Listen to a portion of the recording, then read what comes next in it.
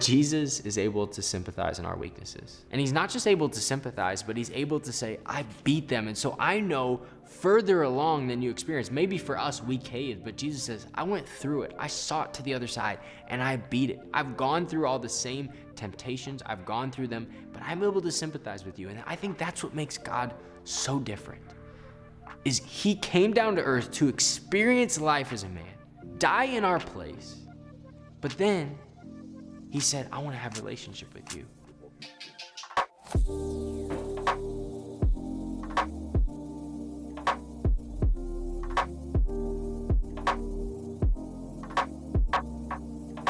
Hey 20 plus, welcome back to our second week of our season. I love being a part of these. I love being able to share with you here. And last week we talked about Hebrews chapter 2, verse 1, as we're in this short little series talking about one verse.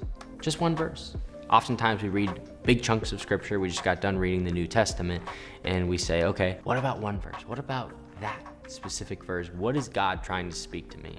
And I believe that there is so many verses in the Bible where God can speak just through one word, just through one sentence, just through one phrase. And so I'm excited because today we get to talk about another one verse, and it also comes from Hebrews. And if you missed last week, you can check it out on the channel. And this week, we get to read from Hebrews chapter 4. The one verse is verse 15.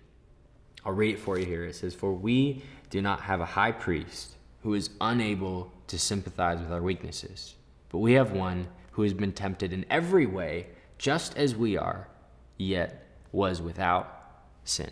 One verse. And it's a powerful verse.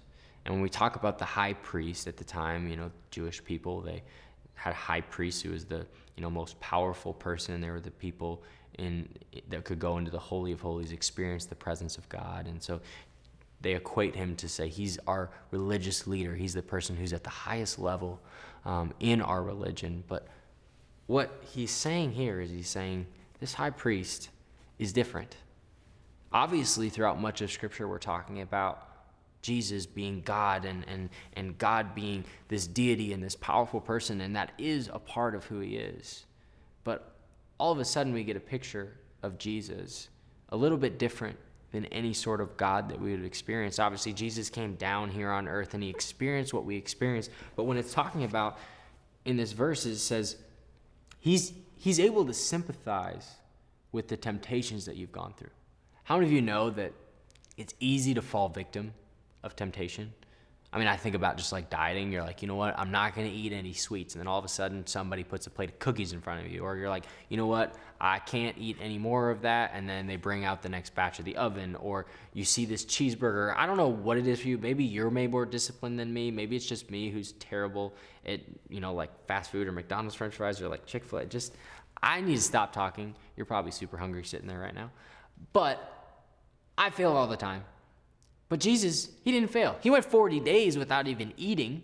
And for us, sometimes we struggle fasting one day, or we struggle even living up to the diet or thing that we told ourselves we were going to do, our New Year's resolutions. How you doing on those?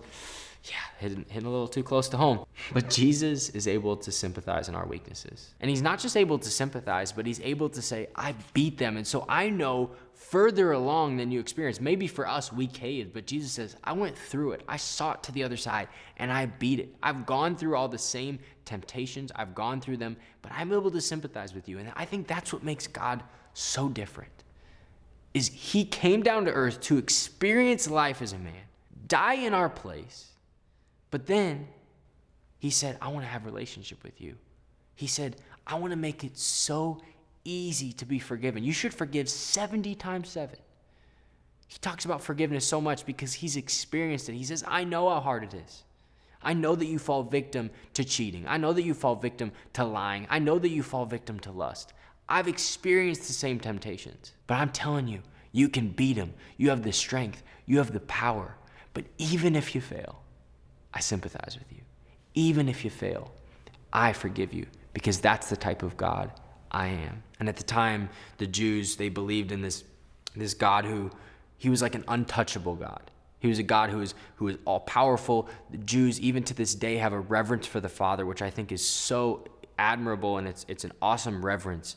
But what changed when Jesus came is that relationship changed. That sympathy changed. That understanding changed. Where Jesus says, I see you where you're at. I've walked those steps. I've felt those temptations. I've felt that fear. I've felt that anger, but I've overcome it, and you can overcome it too. And I want to give you that strength. I want to give you that victory. I want to give you that. And that's who Jesus is. And so as we think today about our God, we're not thinking about an untouchable God. We're not thinking about a God that wants to drive it home to say, you have to worship me because I am so much greater than you. Even though he is, he says, I want to walk with you. I want to be with you. I want to have a relationship with you. And in that, he knows that as we do it, we will be changed. As we do it, we will become stronger. And I'm believing that just by reading that one verse, that we would be people who say, that's the type of person that I want to be. I want to be somebody that knows the strength, that knows the high priest that we have, that knows that he is not untouchable, but he's a God who did it without sin. And so I'm going to use Jesus as my example to follow him in the way that he set so that I can live the best life possible. And I'm just hoping that this verse can be encouraging to you.